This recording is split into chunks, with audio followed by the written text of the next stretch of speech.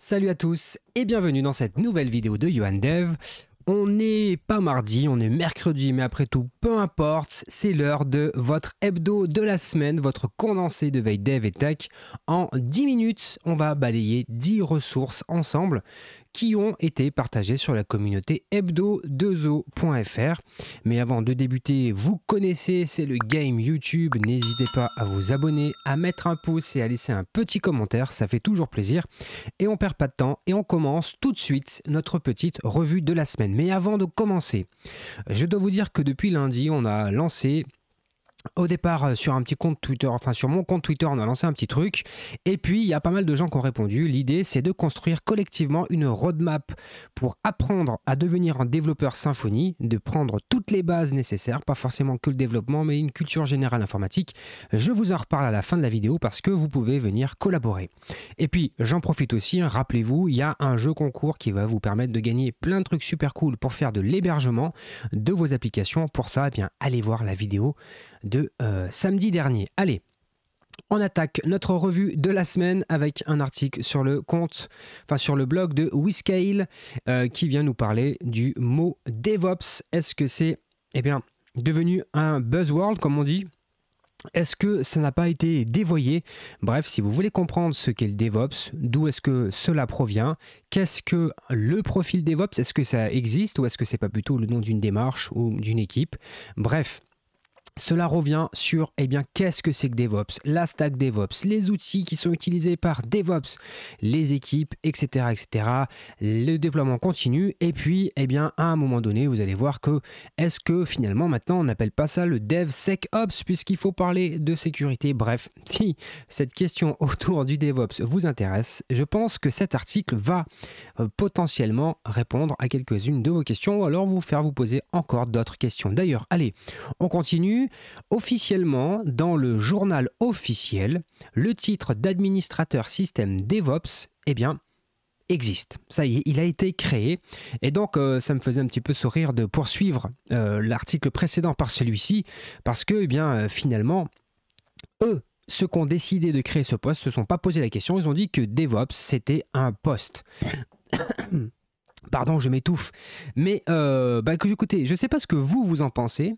Venez nous dire dans les commentaires ce que vous en pensez. Quelle est votre définition du mot DevOps? Qu'est-ce que vous y accolez derrière? Allez, on poursuit notre petit parcours de l'actualité de la semaine avec une publication sur le site design.numérique.gouv.fr, donc un site de communication officiel du gouvernement, par notamment le pôle design des services numériques et qui nous explique le 5 novembre 2021 qu'ils ont contribué alors pour la première fois on va dire à un logiciel open source, en l'occurrence Framadate.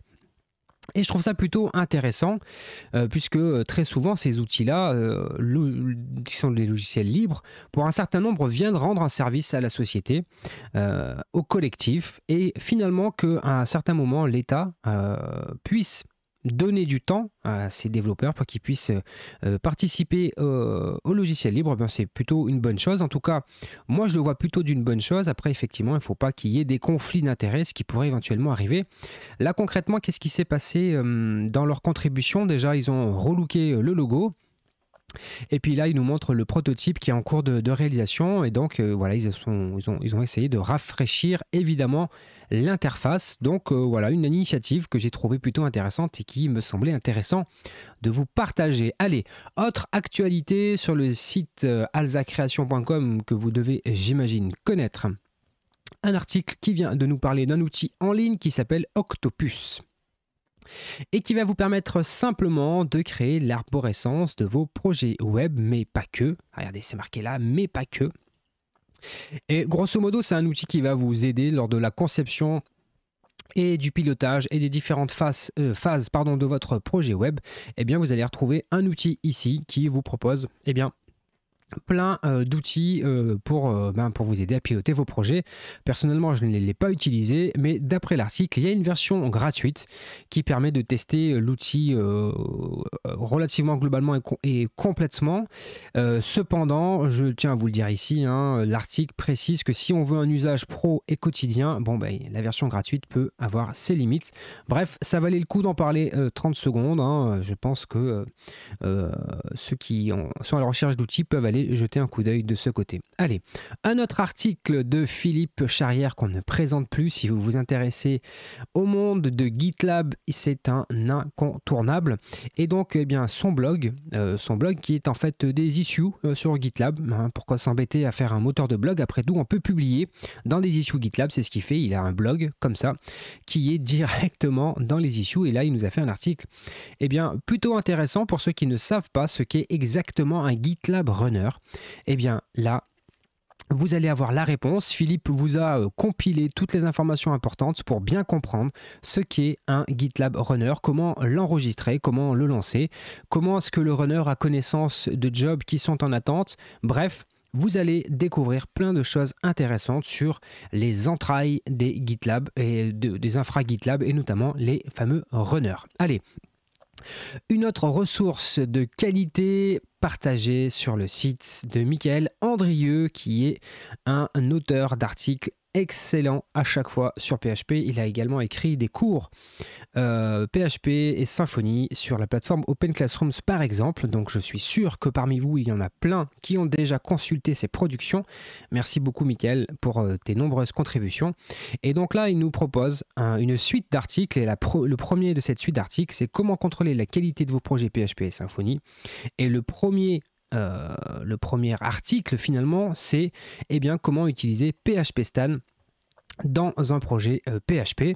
Et donc là, vous avez tout ce qu'il faut pour bien comprendre comment mettre en place PHP Stan, quels sont les différents niveaux de qualité, difficulté que vous pouvez appliquer.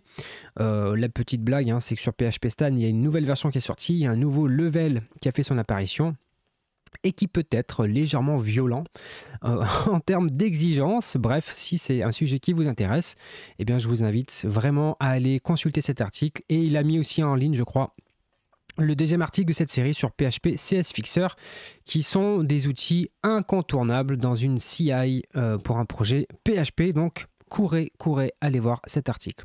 Allez, une autre ressource, rust.jnconsult.be, c'est un développeur qui a décidé d'apprendre le Rust et de venir nous partager jour après jour ces différents apprentissages. Donc si vous avez envie vous aussi de découvrir le langage Rust, vous pouvez suivre l'évolution proposée sur ce blog. Comme ça vous allez avoir l'évolution jour après jour de son apprentissage. Voilà, et pas grand chose à dire de plus, mais j'ai trouvé que c'était plutôt intéressant comme démarche de partager ça au jour le jour. Bon courage à celui qui contribue sur ce blog, parce que publier tous les jours, c'est un vrai travail. Allez, une petite news, je pense qu'on en avait déjà parlé, mais pour vous rappeler qu'il faut que vous mettiez à jour Symfony Flex pour les projets Symfony. Pourquoi ?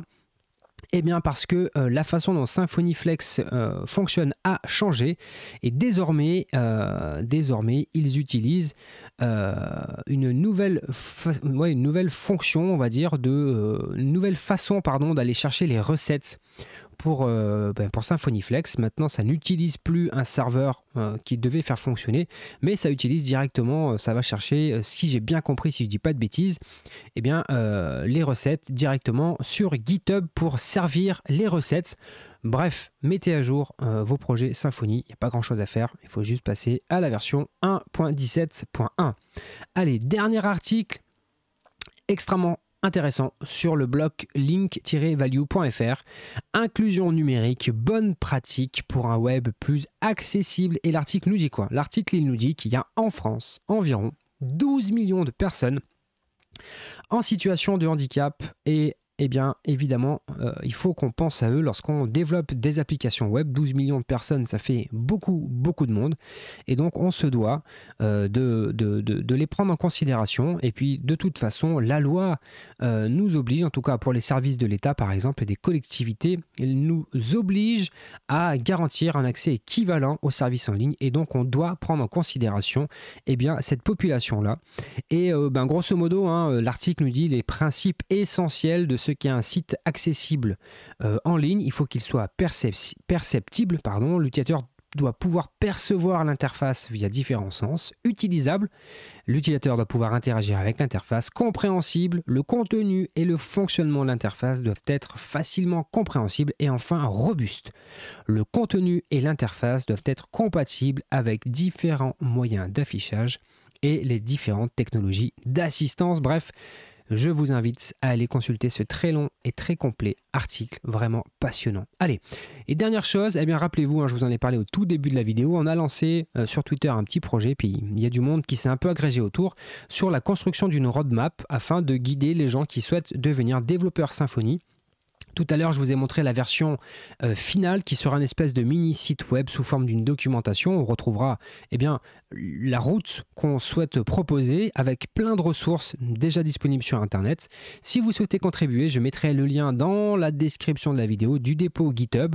N'hésitez pas à venir dans les issues, créer des issues, répondre des issues, bref, soumettre des pull requests.